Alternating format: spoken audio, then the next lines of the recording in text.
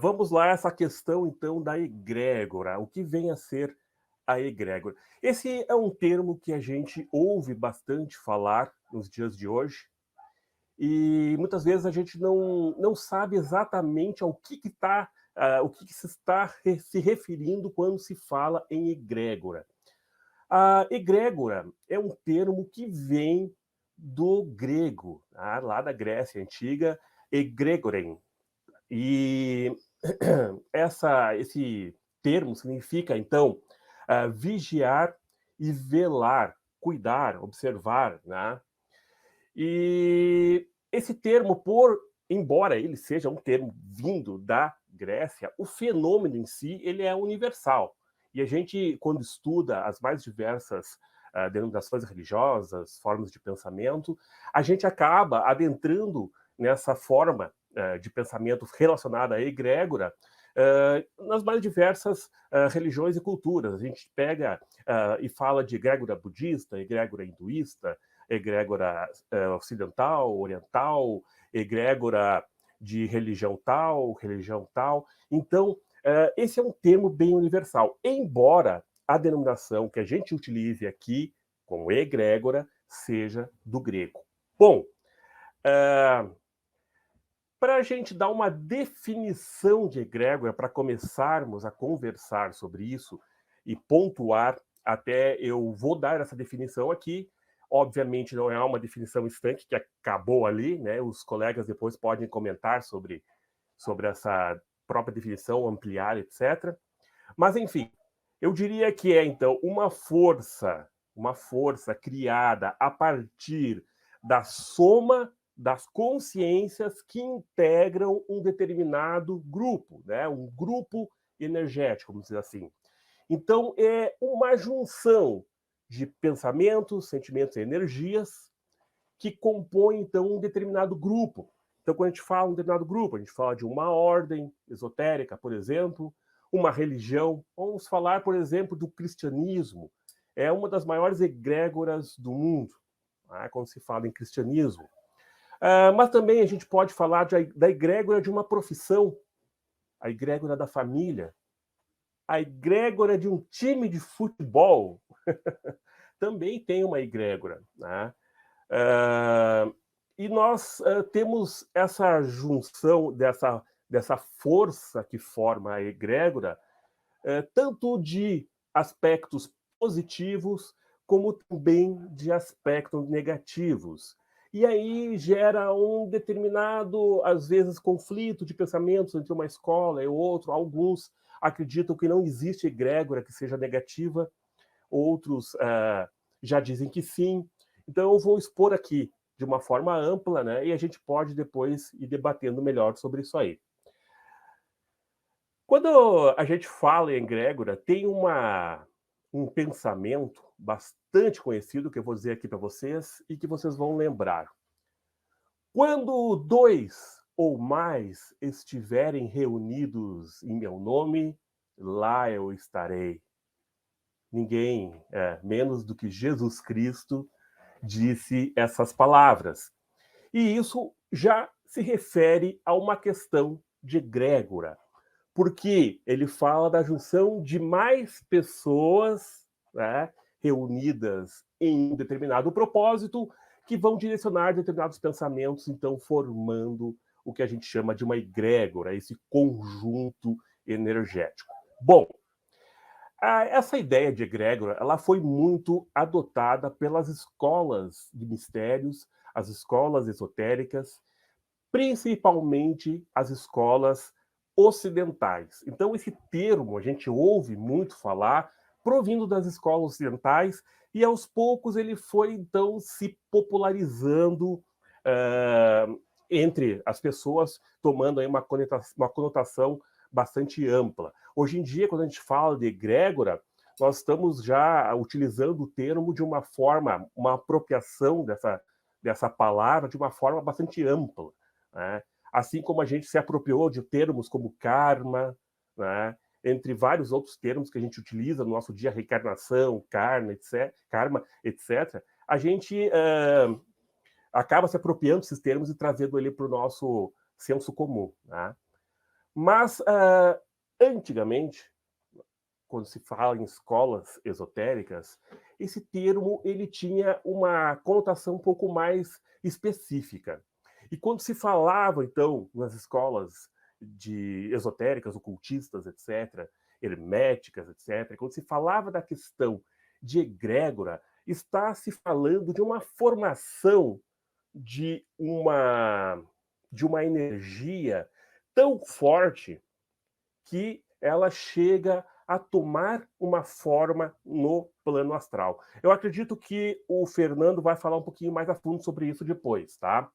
Mas nas escolas antigas, quando nós falávamos em egrégora, ela tomava uma proporção bastante grande, pois a egrégora ela vai se formando a partir de formas, pensamentos que determinadas pessoas vão construindo e vai se solidificando no astral de tal forma que, antigamente, os místicos, quando falavam de egrégora, estavam se referindo a entidades bem delineadas, a entidades bem, digamos, bem sedimentadas de um determinado grupo. Essas entidades, elas não são, não é algo abstrato, mas elas realmente tomavam forma e tomam forma no plano astral, tá? E então, quando a gente fala, por exemplo, da egrégora do cristianismo, tá? Vai se formando de tal forma esses pensamentos que essa egrégora vai tomando uma forma solidificada no plano astral e ela vai sendo retroalimentada pelos nossos pensamentos, pelas nossas orações, a nossa devoção, né? Pega as religiões mais antigas, os sacrifícios que faziam, tudo isso vai retroalimentando aquela forma e dando cada vez mais força para aquela forma. Em contrapartida, essa forma, ela nos traz benefícios, ela vai nos ajudar. Quando nós estamos dentro de uma egrégora de pensamento, de energias, essa egrégora vai nos trazer determinados benefícios, vai nos ajudar determinadas coisas, depende daquilo que a gente está falando. Por exemplo, se é no cristianismo, tem aquelas pessoas que fazem, por exemplo, correntes de orações, né, para a cura de alguém, né? Então, essas correntes de orações, elas realmente afetam a egrégora, fortalecem a egrégora católica cristã, por exemplo, e pode acontecer verdadeiros milagres que realmente vão trazer benefícios para as pessoas que seguem essa egrégora. Existe prós e contras nesse sentido, né? No sentido de que muitas vezes nós também acabamos nos prendendo a uma egrégora e não tendo um pensamento muito livre, porque nós vamos sendo também influenciados por essa egrégora. E aí, às vezes, quando a gente quer partir de uma egrégora para outra, ou seja, a gente quer sair do cristianismo e estudar o budismo, nós acabamos tendo alguns choques nessas egrégoras. Mas antes de entrar nisso aí, deixa eu falar um pouquinho mais sobre essa questão toda aí da egrégora nas escolas esotéricas. Bom,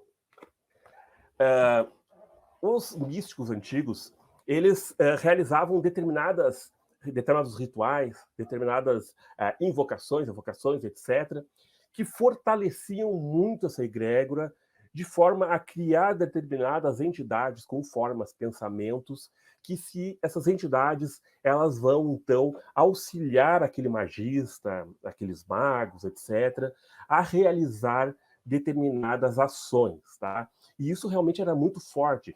A gente ouve falar de casos de realmente até materializações realizadas a partir dessa questão da egrégora.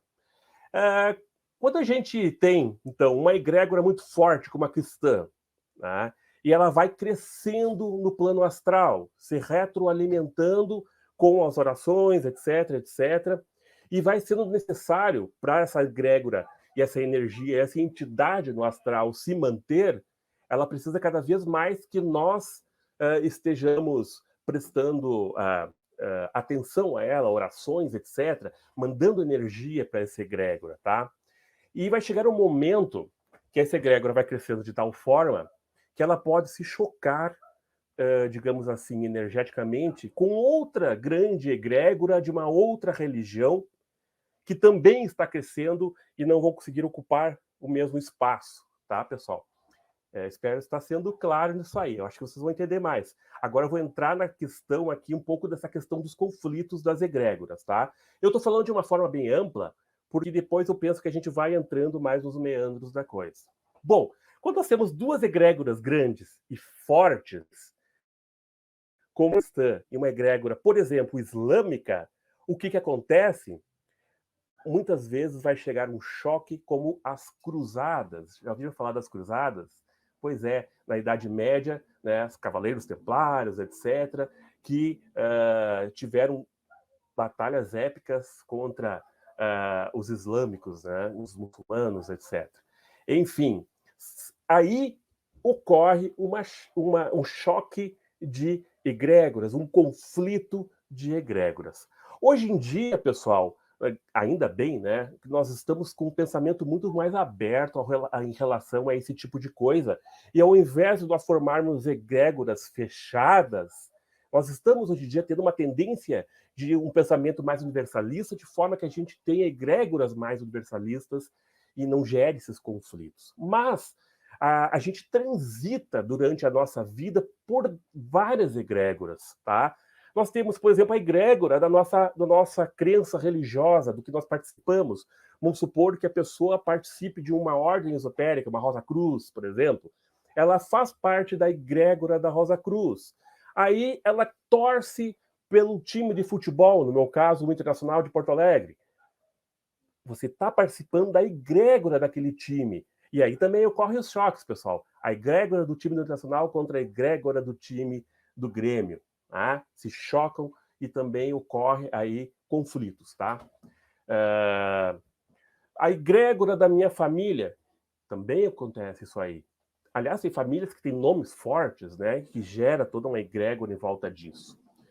Então, a gente está participando de várias egrégoras durante a nossa vida.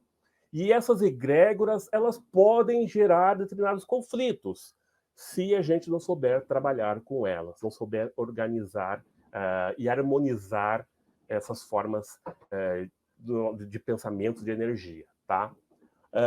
Bom, vamos lá continuar. Deixa eu virar aqui a minha colinha.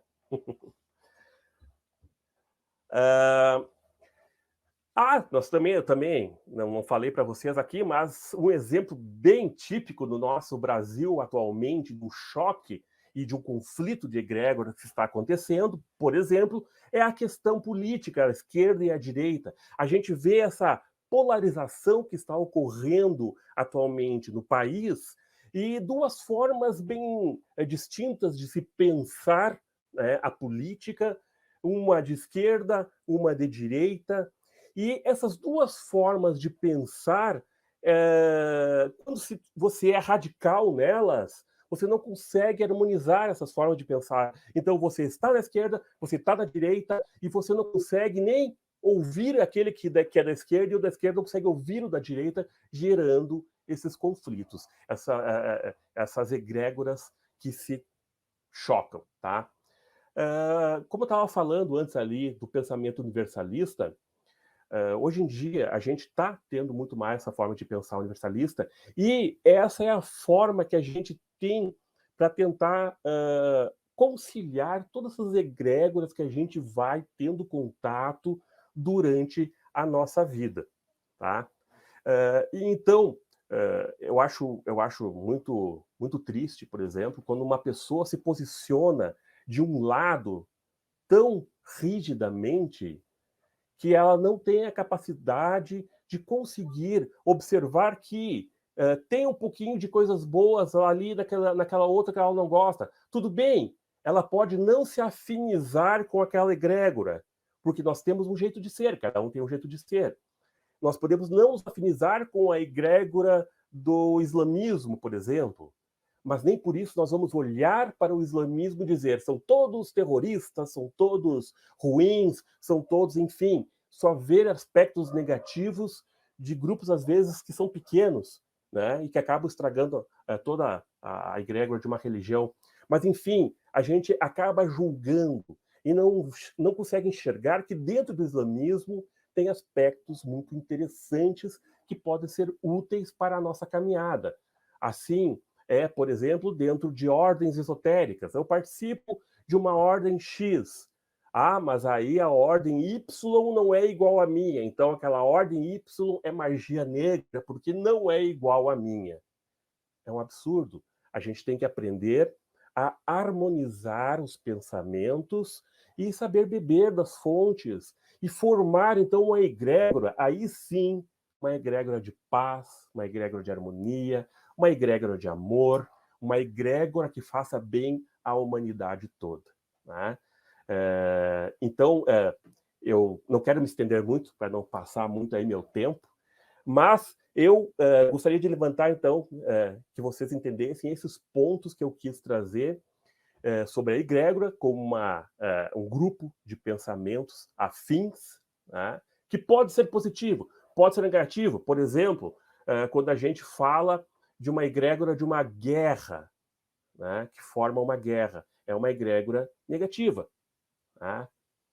Embora, como símbolo do yin yang, que tem a rodinha, tem o símbolo, a parte escura, a parte branca, mas dentro da parte branca tem um pontinho escuro e dentro da parte escura tem um pontinho branco. Sempre a gente pode achar alguma coisa de positivo dentro das mais diversas concepções aí de egrégora, pode ser negativa, enfim, a gente sempre encontra alguma coisa de positiva aí nelas, né? Então, é isso que eu queria trazer para vocês, essa questão das egrégoras, dos conflitos, e gostaria de deixar aberto para o pessoal continuar, e aí depois a gente ia funilando essa questão toda. Certo?